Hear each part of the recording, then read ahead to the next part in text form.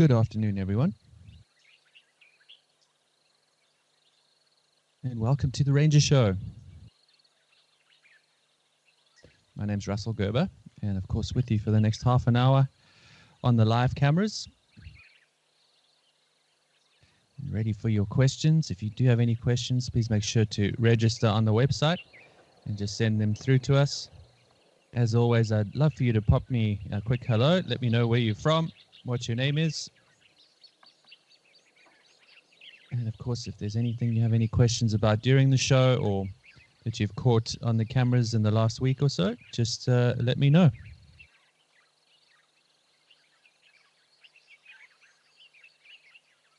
So welcome back. I hope you all had a nice weekend. And of course, starting up today at the beautiful Tembe. It looks like our two elephant bulls are wandering off into the thick woodland. So they've decided they don't want to be a part of the show. So maybe we'll get some more cooperative elephants in a little while.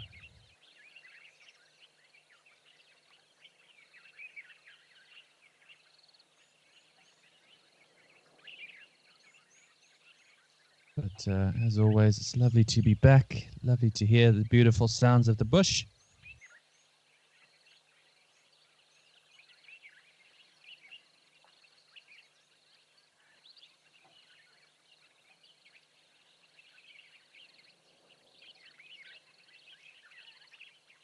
And of course, we'll be going through some highlights today as well. Some of the cool things we've seen on the cameras this week.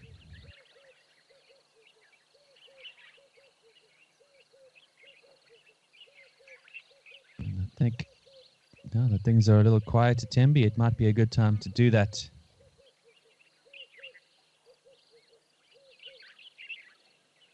And just a couple of quick hellos. We've got Pat from Florida. Welcome. East Coast of the USA. Welcome. We've got our team looking out for our mating leopards, and sadly we failed in that regard. No problem, I understand. But I believe you got some mating lions and hippos, so that's always great. A month in the bush, that sounds really wonderful. I'm quite jealous. I'll be heading out on safari in about 4 or 5 weeks' time. I'm very much looking forward to that. But in the meantime, all of you are stuck with me here on the cameras, listening to my dulcet tones, entertaining you from the South African bush.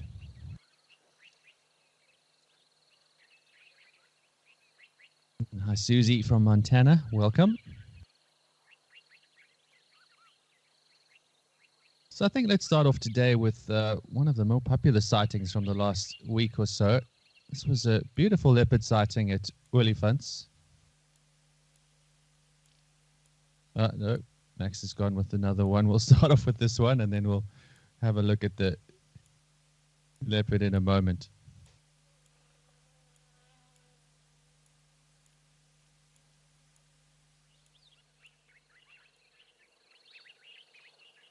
There we go. So this is from Olifants. This was just a few nights ago. I know many of you were lucky enough to catch this on live camera and put it up on the Facebook page.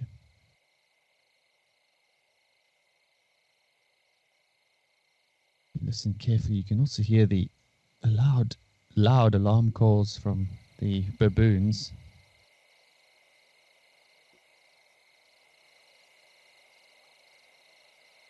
I'll just give it a few minutes for you to enjoy.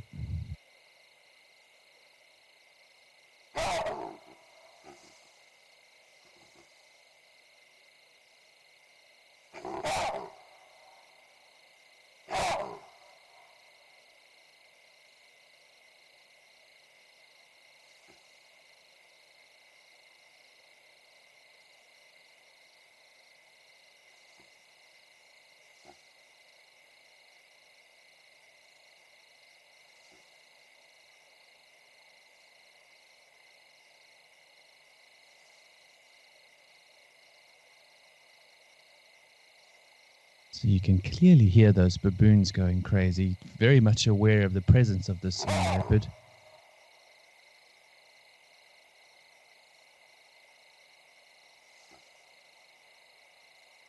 And what you can also see is the leopard is patently aware of the camera. It's definitely aware that there's something there. Not entirely sure exactly what it is, but can probably hear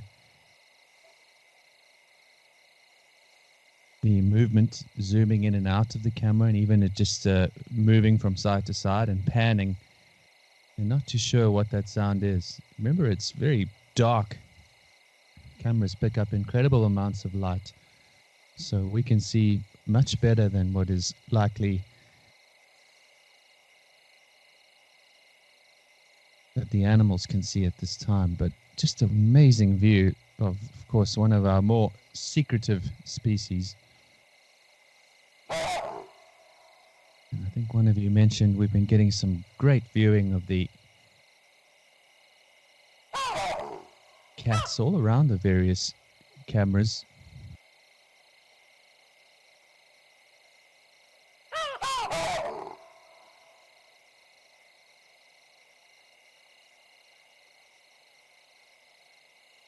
And just looking at it once again, those baboons going crazy, which always fascinates me. It does look like a young leopard to me. I must say there is a big male that tends to come through here. This looks like either a young male or a female. The shape and size of the head suggests to me that it's a male, but it's always hard to tell when they are younger. Besides the obvious, of course, but we haven't had a view of that region. You can see just that tail coming out. The leopard's actually hopped up on the rocks besides the camera here.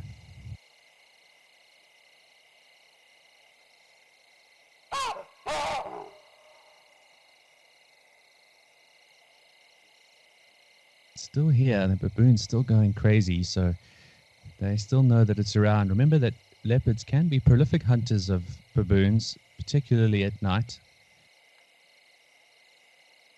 But it is a difficult skill to perfect.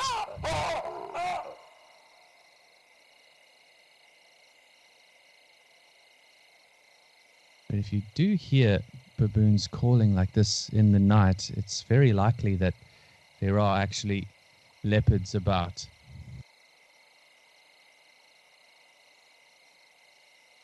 In the night, the baboon's generally sleeping, certainly resting. So if they are calling, it's almost always an alarm call.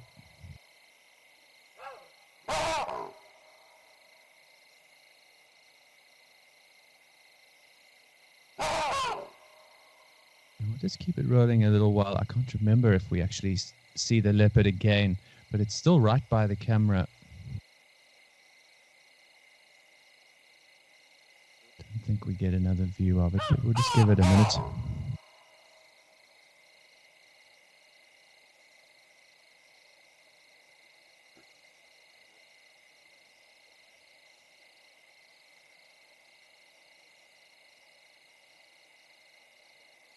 If this is a young male, as I think it might be, they're the baboons hanging out. Still all aware and looking across the other side of the river.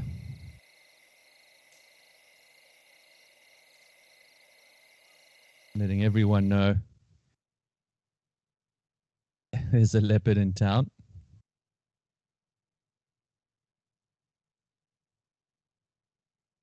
Anyway, that's the end of that clip. We'll go back live now. But just a fascinating sighting that I thought was really quite special. I think one of you commenting here that the baboons didn't get any sleep that night. The leopard came back 3 times. And yeah, it really was a lovely sighting. And not every day you get to see, what is often young leopards are quite shy, so they'll often move away if you're in vehicles. Certainly if you're on foot, they'll run away. So again, another one of the great benefits of having the cameras.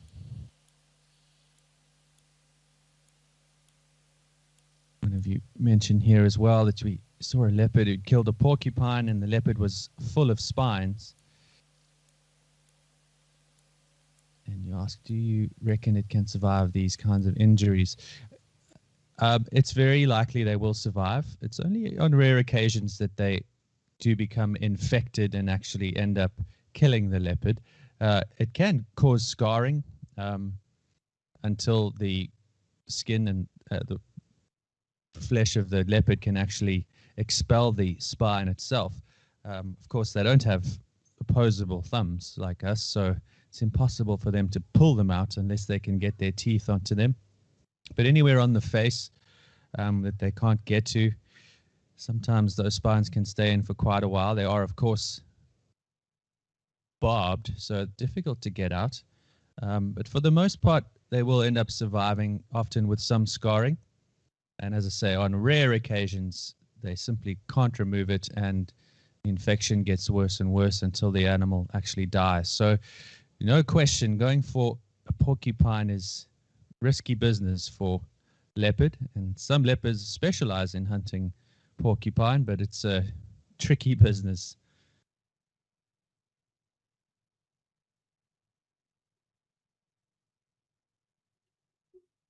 As I said, we're back live now. This is at Kwamaritan, the beautiful impala ram. Looks like a couple of females laying in the long grass there, perhaps last year's lambs. Let's stick with the theme from Olifants. We've got a lovely little clip from Olifants of some hippos.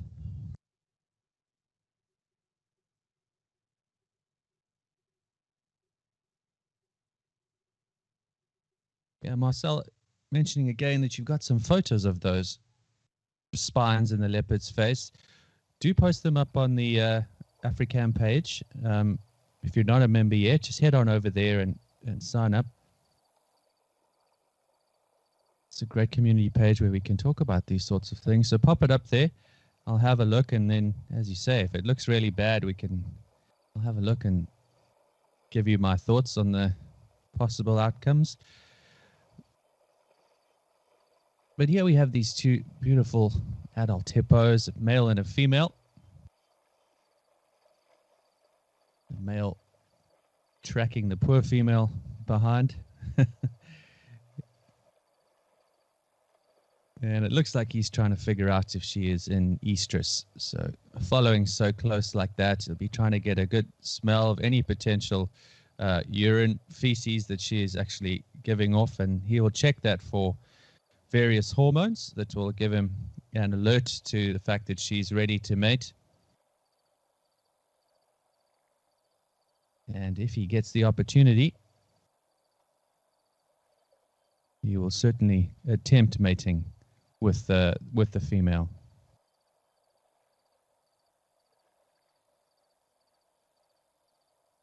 But for the time being, she's playing a little hard to get, probably more interested in getting dinner than getting lucky.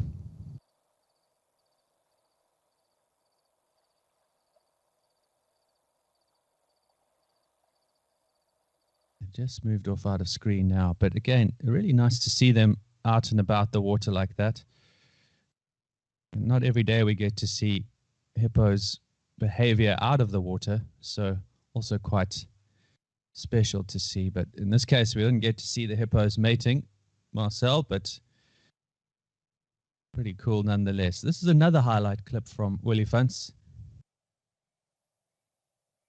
The little bushbuck, and in the front, a little water monitor making its way out of the river.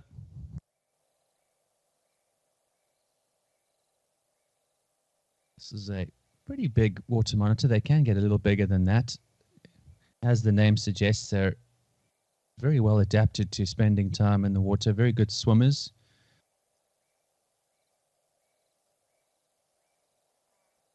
And they'll often be spending time around this time of year looking around the banks for clutches of crocodile eggs.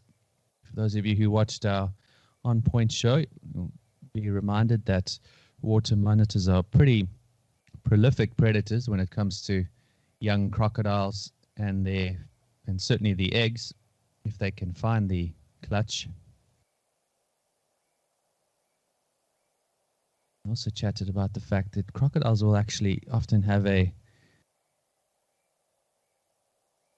reserve or backup nest, so they'll actually have a few eggs that are much closer to the surface that they almost sacrifice, and then below that, a few more inches below, they'll have the full clutch underneath it. So if the nest is discovered by a predator like a water monitor, it's likely that the monitor will only eat the eggs on the top and then move on.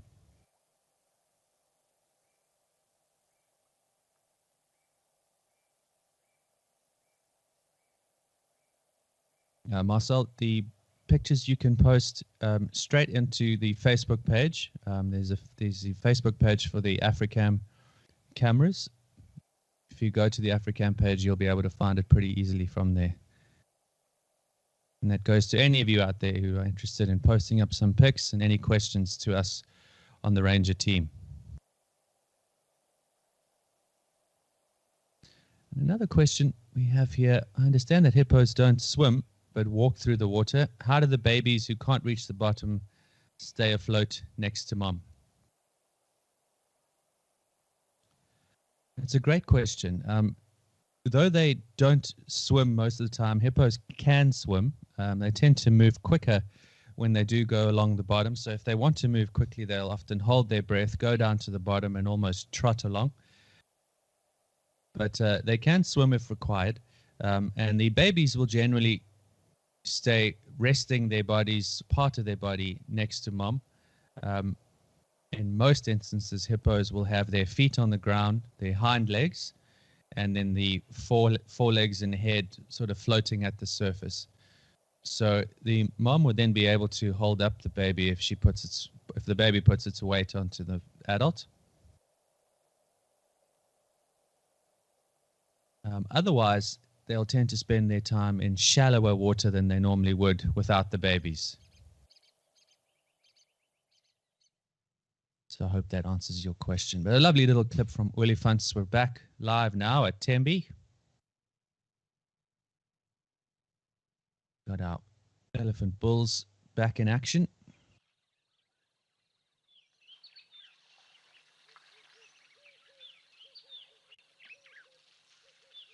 In the foreground here looks like one of our young tuskers. Some beautiful tusks on this male.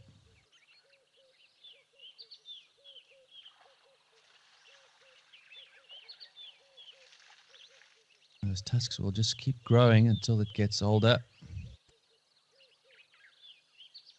And they'll get thicker and thicker at the base.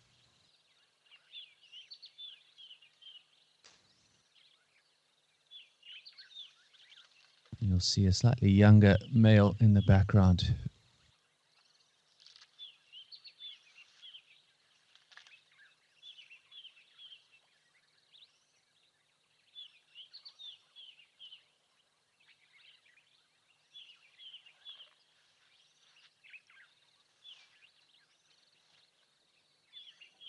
Let's head over to Tau. I know we've been struggling with sound at Tau, but we'll go over there and see what's happening there.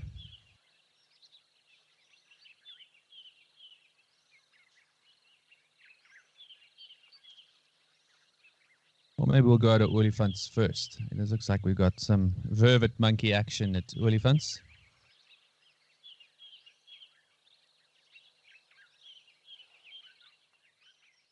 So the monkeys will also alarm call if they do see leopard about. Very different kind of alarm. Certainly not as loud, but can also be on the menu when it comes to leopards.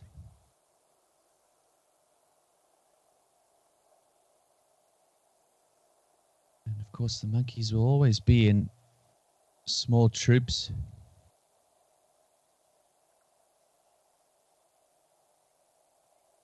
The more eyes you have, the better chance you have of course, being alerted to any danger that might be around.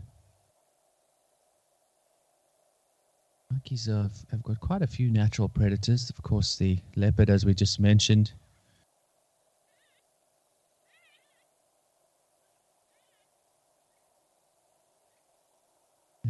course, large birds of prey, things like martial eagle, crowned eagle in the coastal regions. And then even things like an African rock python will take a young monkey or even an adult if it does get the opportunity.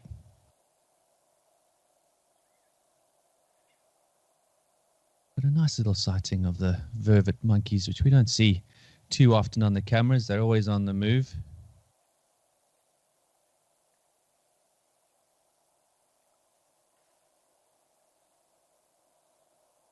So let's head on over to Tau now and see what we got on that side.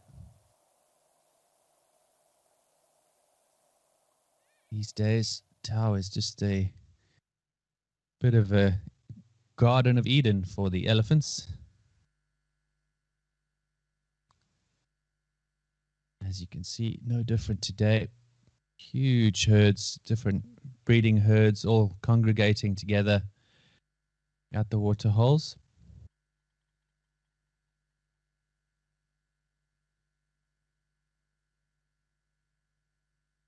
And of course, things getting drier and drier all over the bush areas around South Africa and Botswana. And so these permanent water source areas become more and more important.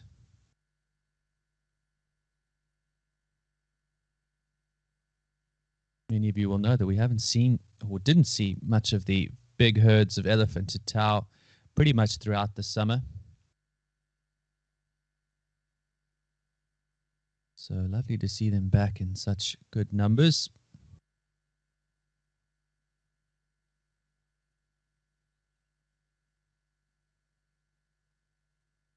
Well, let's go to another highlight video.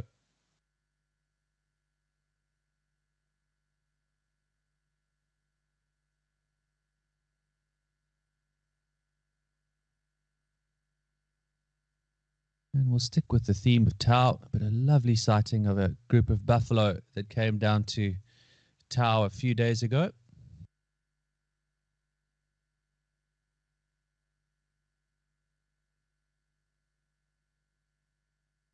And once again, I'll give you a few moments just to enjoy them arriving.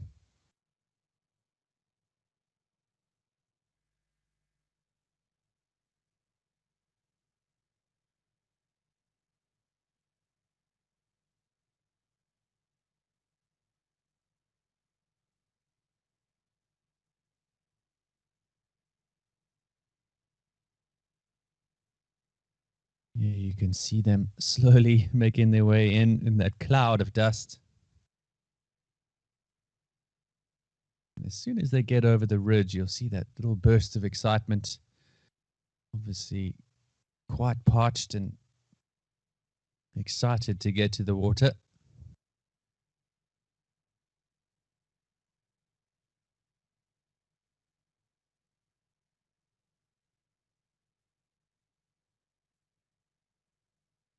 As you can see, a really beautiful herd still arriving, coming over the hill. Looks like could be anywhere between 300, 400 individuals.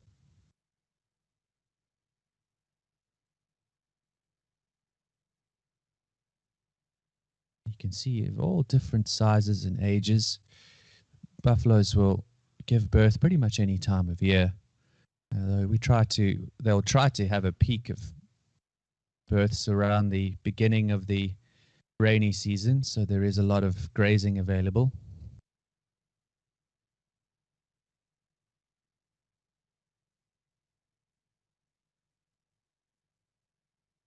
So there'll be a few youngsters in the herd that were born in this past rainy season.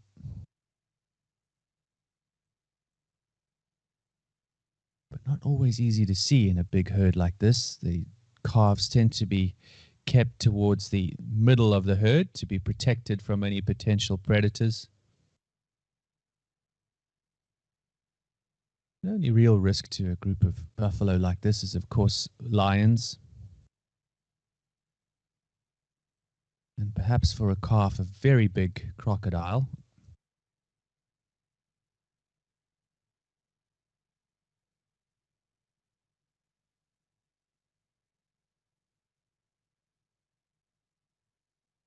Again, another species that we really didn't see much of during the summer at Tau.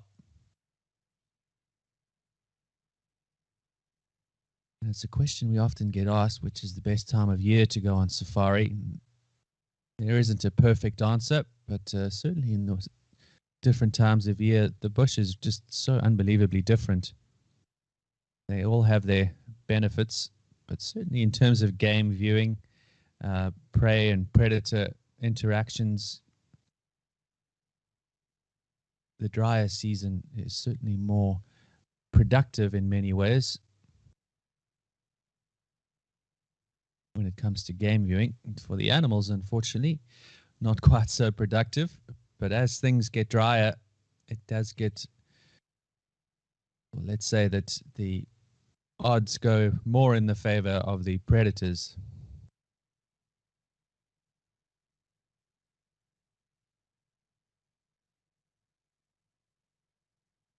But just a wonderful, wonderful sighting of one of Africa's big five.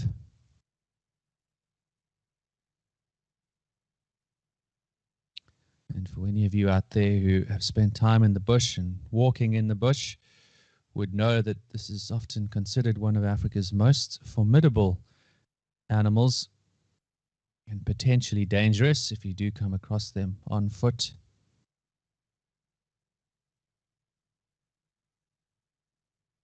One of the few animals that really don't give any mock charges. If they do come, they generally mean business.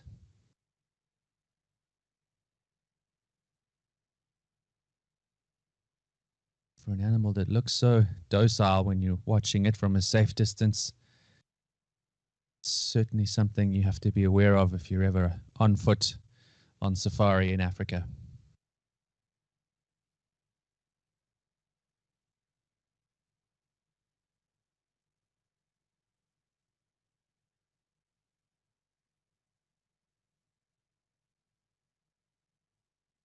Not sure if the buffaloes have been back since this sighting, which was a few days ago. You guys out there can let me know if you did spot them again. But just a wonderful sighting nonetheless. And I hope you all enjoyed that with me. So let's go back live now.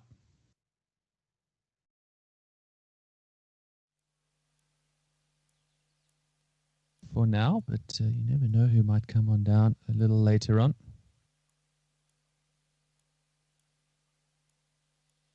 We've got a question here as well. I think I'll just squeeze it in for the last one. Have I ever had a close call with an animal? Thank you for the question. Yeah, inevitably, if you spend time in the bush on foot, and as much time as I have, I've been a safari guide on and off for the last 17 years or so. And I've had my fair share of close calls. I would say probably the most memorable was a close call with elephants. I was walking on foot on my own during my ranger training, happened to come across an elephant bull, a youngish elephant bull who was quite anxious. It was a windy day, so I didn't hear him before I saw him. He didn't see or hear me until the last minute. And because it was a more thick area, the bush was quite thick at the time. By the time we came across each other, he was about 10 meters away from me. So he reacted, gave me what we would term a mock charge, but of course I wasn't sure that was going to be a mock charge, and I was unarmed. All I had was a little backpack with some water, a couple of apples, and a peanut butter and jelly sandwich. So not much in the way of defense. And to be honest, I just clapped my hands, stood my ground as we were trained to do. And as that elephant was bearing down on me, he thankfully decided to stop in his tracks around 5 meters away. Gave his head a big shake and then carried on along his way. Now, I'd love to tell you that I was filled with bravado and very proud of myself, but to be honest, it was more a huge sigh of relief and a quick change of pants.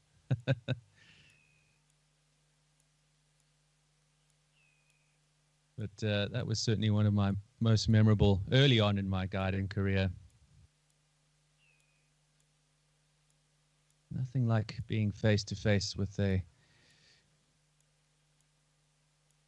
4 or 5 ton animal.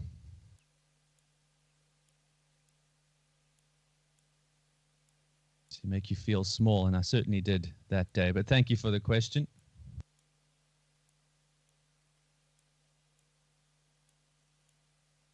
And unfortunately, folks, that's all we have time for today. Thank you so much for joining us, as always, and hope to see you again soon on joining us for the shows. Tomorrow is a public holiday in South Africa, so we've shifted the On Point show to Thursday, where Phil and I will be discussing the nocturnal animals of Africa. So please do join us then at 2:30 Central African time on Thursday. Keep your eyes on the cameras, though. In the meantime, you never know what might come around.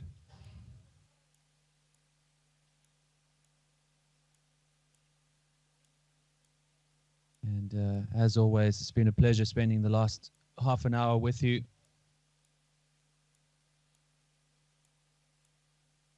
Enjoy the rest of your day. And thanks as always, folks. We'll see you again soon. Cheers for now.